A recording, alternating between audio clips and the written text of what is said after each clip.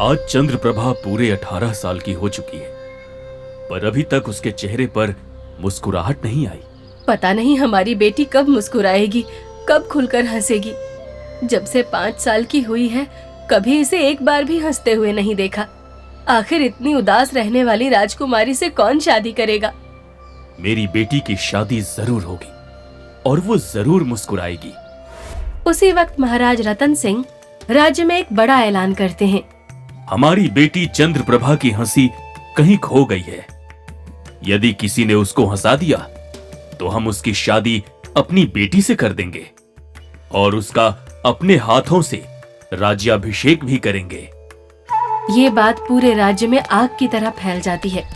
जो राजकुमारी को हंसाएगा, महाराज उसकी शादी राजकुमारी से कर देंगे और उसका राज्याभिषेक भी करेंगे। ये तो बहुत बढ़िया बात है, पर मैं तो ये सोच रहा हूँ कि आखिर राजकुमारी के उदास रहने की वजह क्या है? अब जब महल में ताजे फल देने जाओगे तो पूछ लेना खुद राजकुमारी से। भोला का बहुत बड़ा फलों का बगीचा होता है, जिसमें तरह तरह के स्वादिष्ट और मीठे फल लगते हैं। रोज भोला अपने बगीचे से ताजे फल तोड़कर महल में पहुंचाता था। महाराज, मैं सारे फल ले आया हूँ। ठीक है भोला, पर मैं देख पा रहा हूं कि तुम आज भी आम नहीं लेकर आए। तुमको पता है ना कि चंद्रप्रभा को आम कितने पसंद हैं? माफ करना महाराज, आम अभी तक नहीं पके। इतने साल हो गए, मैंने अपने बगीचे में पके आम नहीं देखे। बचपन में इसी बगीचे में आम खाया करती थी और उसे कितने पसंद थे। आखिर क्या वजह होगी इसके पीछे? आम आखिर क्यों नहीं पक रहे? भोला पक्का झूठ बोल रहा है, पर मैं भी आम खाकर ही रहूंगी, चाहे मुझे उसके लिए आम चुरा कर ही क्यों ना खाने पड़े।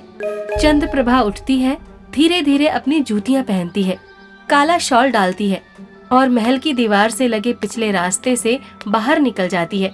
आज पहली बार मैं महल से बाहर निकल रही हूँ, वो भी आम चुराने। कितनी मजेदार बात है ये। रास्ते में राजकुमारी चंद्रप्रभा को झाड़ियाँ, कांटे, कीड़े मकोड़े मिलते हैं, पर राजकुमारी चुपचाप सावधानी से चलती जाती है।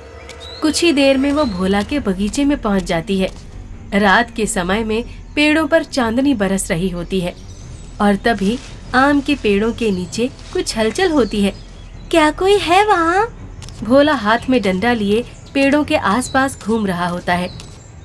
ये आम भी ना, जब मैं छोटा था तब हर साल पकते थे, लेकिन अब जैसे रूठ ही गए हैं।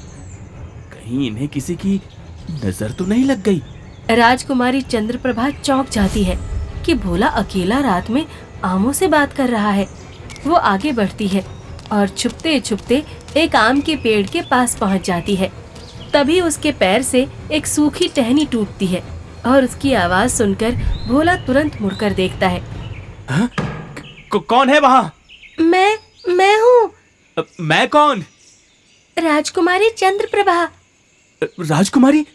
राजकुमारी चंद्रप्रभा, आप यहाँ क्या कर रही हैं? वो भी अकेली? वो मुझे आम खाने थे, इसलिए मैं आम चोरी करने आई थी, क्योंकि मुझे लगा तुम झूठ बोल रहे हो। राजकुमारी, मैं आखिर झूठ क्यों बोलूंगा? चलिए, मैं आपको दिखाता हूँ अपने आमों की हालत। भोला बगीचे में राजकुमारी को पेड़ पर लगे कच्चे आम दिखाता है। सारे आम कच्चे, सख्त और बिना मिठास के दिखाई देते हैं और कुछ पेड़ों पर तो आम लगे ही नहीं होते। ये देखिए राजकुमारी, अपनी आंखों से देख लीजिए।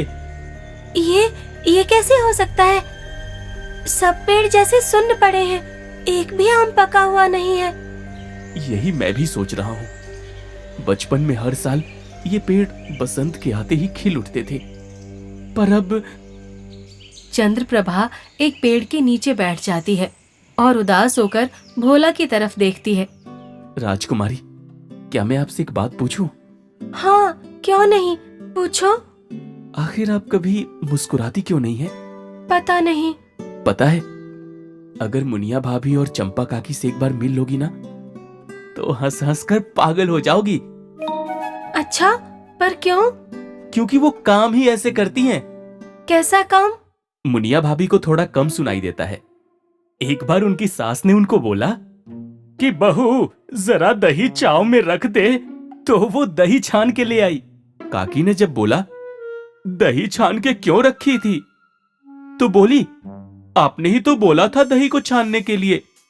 काकी ने तो सर ही पकड़ लिया, बोली दही चाव में रखने को बोला था, ना कि छानने के लिए। तुम्हारे गांव में ये सब होता है? हाँ राजकुमारी, वहां तो रोज नए नए मजेदार किस्से होते रहते हैं। राजकुमारी जरा पेड़ की तरफ देखिए, आम पकने लगे हैं। अरे हाँ, ये तो पकने लगे, पर कैसे? ऐसा कैसे हो सकता है? ये आम आपकी मुस्कुराहट देखकर पकने लगे हैं। मेरी मुस्कुराहट? हाँ राजकुमारी, जब आप बचपन में मुस्कुराती थी ना, तभी ये आम खूब पका करते थे। पर जब से आपने मुस्कुराना छोड़ दिया, इन आमों ने पकना भी छोड़ दिया। राजकुमारी को यकीन ही नहीं होता। वो एक पल को सोचती है, फिर हल्का सा मुस्कुराती है।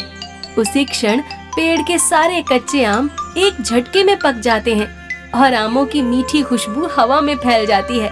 हे भगवान, ये तो सच है, ये तो चमत्कार है। राजकुमारी चंद्रप्रभा पहली बार खुलकर हंसती है, एक मासूम, बेफिक्र और खिलखिलाती हंसी।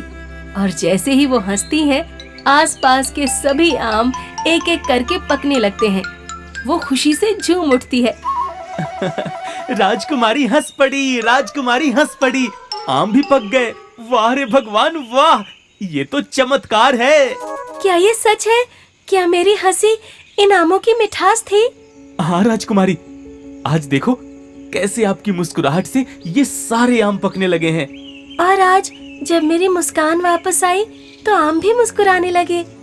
राजकुमारी, अगर मुझे पहले से पता होता कि आपकी मुस्कुराहट इतनी ताकतवर है, तो मैं रोज आपको हंसाने की कोई ना कोई तरकीब निकाल ही लेता। भोला, पर आज मुझे समझ आ गया कि मैं कभी क्यों नहीं हंस पाई। शायद पहले कोई मुझे तुम्हारे जैसा दोस्त ही नहीं मिला, जिसके साथ मैं खुलकर बातें कर सकूं और अंदर से खुश रह सकूं। हमेशा महलों में कैद रह गई, ना कोई दोस्त, ना कोई साथी। आज पहली बार मैंने वो दुनिया देखी जिससे मुझे खुशी मिली, और वो दोस्त दिखा जिससे मैं सारी बातें कर सकूं। मेरी खुशी, मेरी हंसी की वजह बस तुम हो भोला। मैं? हाँ, तुम। आज अगर मैं मुस्कुराई हूँ तो सिर्फ तुम्हारी सादगी, तुम्हारी सच्चाई और तुम्हारे जोरदार किस्सों की वजह से। तभी महल की ओर से सैनिकों के पैरों की आवाज आती है। रतन सिंह और लीला देवी घोड़ों पर सवार महल के सिपाहियों के साथ पहुंचते हैं। चंद्रप्रभा, बेटी, तुम यहाँ क्या कर रही हो? माँ, मैं आमों के ना पकने की वजह जानने आई थी और मुझे पता चला कि वो तो मेरे ना मुस्कुराने की वजह से उदास थे। देखो माँ, अब कैसे सारे आम मेरी मुस्कुराहट से पक गए हैं। हे भगवान, आम पक गए और तुम मुस्कुरा रही हो। हमारी बेटी मुस्कुरा रही है। हाँ, ये तो वही हंसी है जिसका मैंने बरसों इंतजार किया है। महाराज, ये सब चमत्कार राजकुमारी की मुस्कुराहट की वजह से हुआ है। और मेरी मुस्कुराहट और हंसी भोला की वजह से वापस आई है।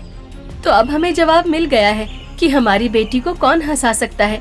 भोला, जैसा कि मैंने कहा था कि जो चंद्रप्रभा को हंसा देगा उसकी शादी राजकुमारी से होगी और मैं खुद उसका राज्याभिषेक करूंगा।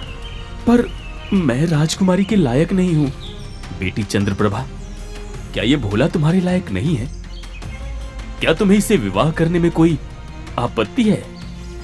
नहीं पिताजी। राजकुमारी चंद्रप्रभा और भोला एक दूसरे को मुस्कुराते हुए देखते हैं।